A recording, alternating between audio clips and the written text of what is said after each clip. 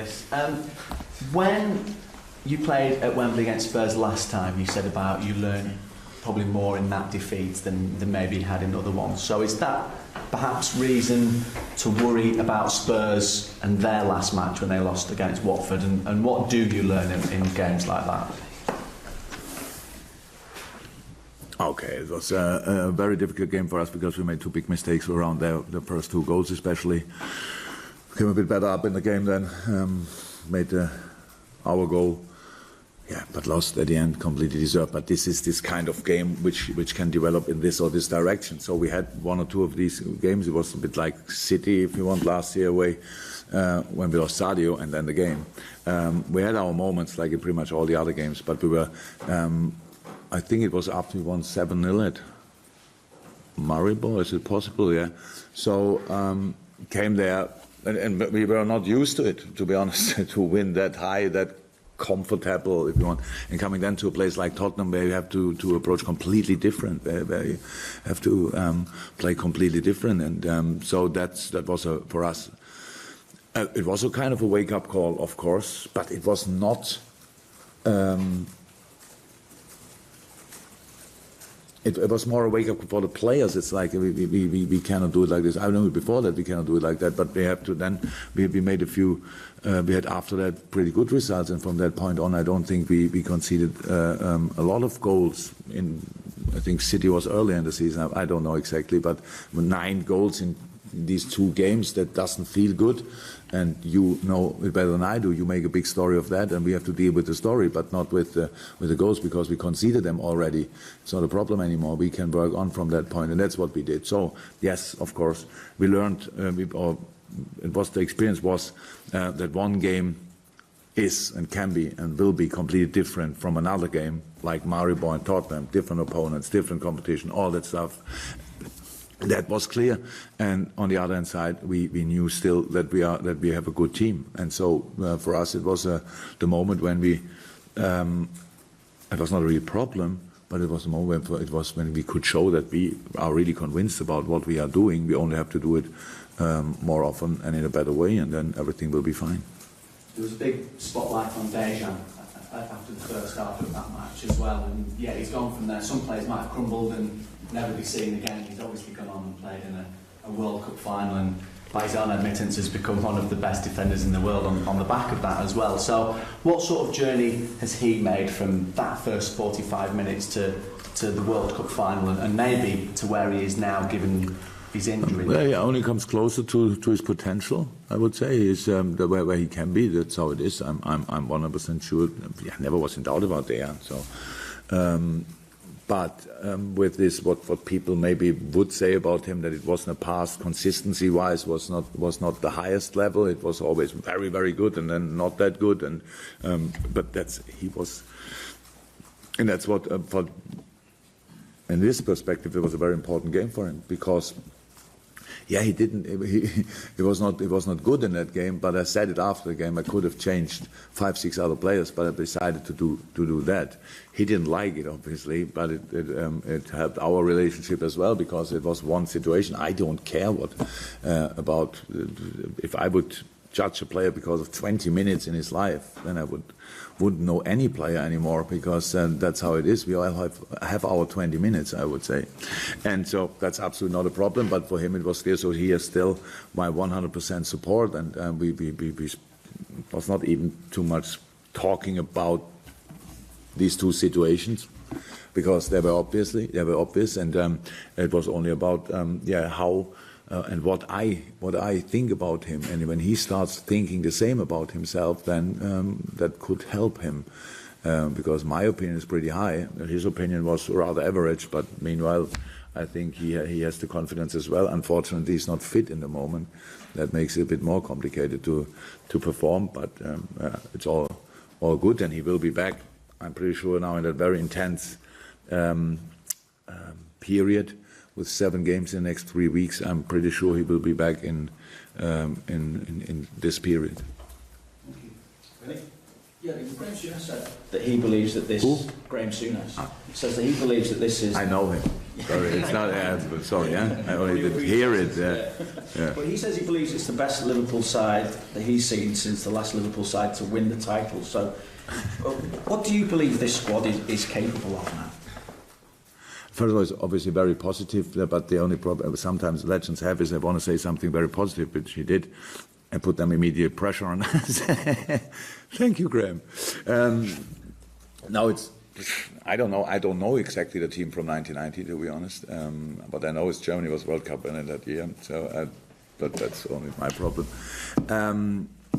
No, I have no idea. The thing is, we need to be really good. We need to be really good because all the other teams are so good. So it's not about being the best team. It's about being the best team in a specific game to beat the specific opponent. And that's what we have to do. So, yes, the football changed in the last 30 years a lot. Shirts got tighter and the game quicker and no breaks anymore and all that stuff. You cannot compare the football, so you cannot compare really the teams. That's how it is. I don't know who were in the other team or how strong the other teams were in the 90s. But that's really not important to us. We have to be as good as possible to reach the highest for us, whatever it is. I don't know it in a moment, but it's so early in the season that I really don't think it makes any sense to speak about and think about anything what will happen at the end of the season.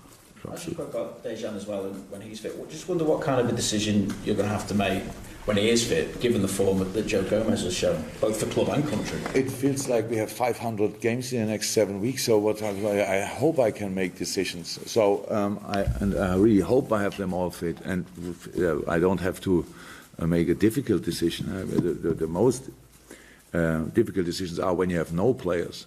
And you have to think, okay, how can we deal with that? But when you have a lot of players, then you can make decisions, good decisions, and it's rather a luxury problem than anything else. So I really hope he's back as soon as possible. And then we have, when Adam is back as well, Ox takes a little bit longer, of course. Then we have the squad together, would mean then the first time, and that's for us very, very important for the next few weeks. And how far away is Adam in fitness? And also Simon, is Simon going to be? Yeah, Simon's okay. Simon trained completely normal. We gave him the rest he needed with the finger issue. It's fine, trained normal, catch balls, all fine. And goalies are pretty hard in that, so they're used to little pain, hand and finger. So absolutely, really trained good. Adam, on a good way. So it's obviously not too serious, but it's not available for the weekend, and we will maybe not for next week, but then I hope he can be back. Okay, Juliet? Yeah, and just going back to what you were saying about Dejan, when you talking about, you don't judge a player because of 20 minutes of his life. Just out of interest, how much time do you actually spend investing to get to know the squad of players that you have? How much of that time is taken of yours? It happens all the time. It's my job. So I don't train myself. I don't run around. So I watch them and I judge them and I try to understand where they are, who they are, why they are, how they are, why they're in a good shape today and not in a good shape today, and all that stuff. That's my job. So I think constantly about them. So I don't think the longer we work together with the player, obviously the better you know him. But it's not that I would say I'm finally through it. So it's just. It's a big part of the job. It's a big part of life, and that's how I understand it. So it's not that I constantly go there and think, I saw, I don't know, a little smile on your face during training, something nice happened last week, or what. That's not like this. So it's just to try to understand. I think really in a family, like in a football club, like with friends, it is always the same. The better you know each other, the more you know about each other, the better is the relationship. So. And the better can it work if you have to do something together, and that's what we try to do. So nothing else. I was just also wondering, you've only made like one change in the first 4 games of this season. Do you take, because you just referred like 500 games in the next 7 weeks, because of the demanding fixture list that you've got now, are you going to maybe adopt a more rotational approach? Of course we have to. Of course, we will see how we exactly can do it. So it's a big misunderstanding that we plan the game tomorrow and have and think about the game after that and the game after that. So if you play today, bam, bam, then so it's too complicated. You have to go in the next game and then you see who you can choose for the next game. So that's it. You always try to have your best team, but it's clear with the numbers of games and all that stuff. We get so many informations after a game which you don't have, or maybe you have and don't read, whatever. I'm not sure. But then you will see how the players react in different situations. So of course we have to do that. We have rotate. I don't know if you call it rotation, but the first 4 weeks were the first 3 games were the same lineup, and then we changed one position. I think it's just to yeah, of course, getting the points, have a good start to create a basis and all that stuff. It's not about looking how is he, and we used the players. They had the longest preseason, pretty much. I think, apart from Bobby, who came pretty late, they all had at least 3 weeks preseason, and it was 2 up front plus Bobby. And then all the others had a normal break pretty much. So that's good. They had a normal break. They started pre-season with us, and that's very important. So they were the most stable players in the squad, and that's why we used them. And hopefully we can now. And then after 4 weeks, when it looked quite okay, the fitness level got better and better for one or the other player, then we had to send them away. And then so now they came back. The last ones came back yesterday. And then today we train, and then we make a lineup for tomorrow. But the other, Maurizio Pochettino has the same issue, so especially for the game tomorrow, that's how it is. And so we all have to make constantly the best of what we got. Hi, Jürgen. Hi. Is there an extra psychological challenge for your players after an international break going into a big game like this? Not just a physical challenge where, you know, they might feel a bit jaded from travel, but equally they've been playing different systems and then they have to click back into what you want and the speed of Premier League football. It's a big challenge, but how I say, it's for all of us the same. So it's not that Belgium plays exactly like Tottenham, for example, and there were at least 3 players, I think. Denmark is playing completely different to Tottenham, and Eriksen played for them, so it's for all of us. It's for all of us the same. Yeah, it's. I said it's the life as a Premier League manager is never during the weeks never perfect, because it's not that I have all of them together and then we train and we have 6-7 sessions together and can prepare a game. So from now on we have exactly 1 day to rest, 1 day to prepare, and 1 day to play, and then the same rhythm as well. So it's not that's always the challenge for all of us, especially if you are involved in international football. That makes a massive difference. But we have all the same things to do, and so it's not a big problem. But for the boys, it's always a big challenge, ask, whatever requested, that they have they really have to remind themselves immediately of what we actually do, and that's what we had quite a good session yesterday. Cannot do too much because a few of them came out of the plane, but we did a little bit, and then today another one, and then we need to be ready. That's how it is. Anything else, Rich? No? It's good. Okay, Carl. The strength of your squad means that Fabinho hasn't been anywhere near it really so far. But I'm just wondering whereabouts is he now in his progress, and how soon will we like to see him? Actually, I don't like to compare players, but to be honest, I think we had similar questions and similar things to talk about Robbo, about Oxley, about not virtual. It was different, but we had it just like that. Maybe I'm not sure if did Sadio play from the beginning? I'm not sure, but he didn't all preseason, so that's probably yes. So that's it. The thing is, it's absolutely no problem. I don't like the situation. It's not that I like to say Fabinho, who is full of energy, desire, wants to be involved and all that stuff, and then tell him you are not involved this week, and that's not nice. It's only the job to do sometimes, because we have players that work together now much longer. So he comes from another league, a completely different system, which Monaco played to us, and we have a good team together. So that takes time to be. But the plan was, and is still, that he will make us better. And that's what we are working on. And that needs sometimes more time and sometimes a bit less. But it's all, from my point of view, it's all fine. But I know the situation is not like maybe a few people would have expected. Sorry, I cannot change that. You mentioned there briefly how when you brought Virgil in, he slotted in straight away. There's been a lot of talk about how well Joe Gomez has played this season.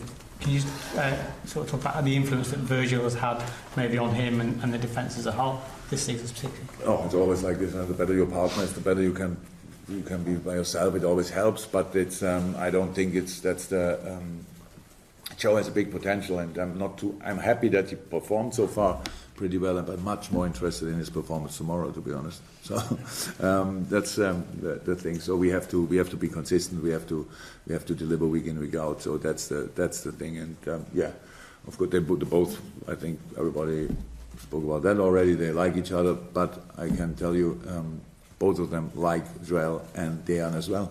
So, and even Nate Phillips. So that's a good relationship between the boys. So they have no problem with each other. So they like to play together. In this specific case, I'm sure that Virgil's presence helps, of course, Joe. But if Joe would not be a fantastic footballer, he could not use that. So if you play next to Virgil van Dijk, it wouldn't help massively, I would say. Yeah.